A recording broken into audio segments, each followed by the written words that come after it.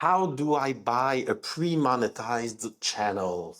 So there are a few websites that sell pre-monetized channel, and I can leave a link to the one that I used. I used two different ones, so I'll be able to leave a link in the description because I don't remember. It was a bunch of letters, but I had read that it was legit.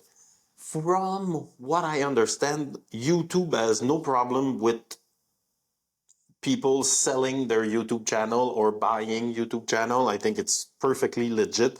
The same way that I think that Google doesn't have a problem with people selling their website.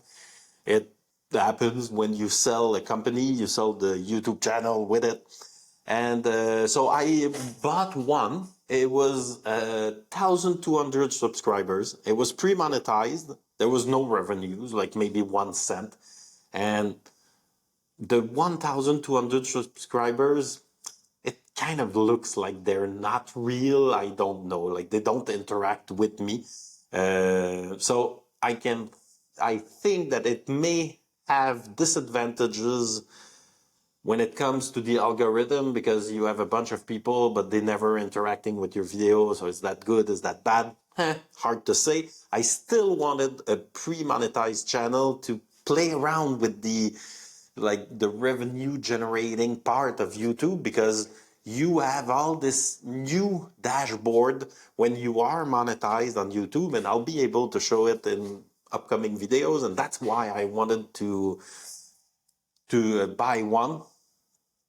And the process is then fairly simple when you buy a pre-monetized channel. You go there. The website, there was the seller, there was me, and the website, they take a cut. There's a fee to pay.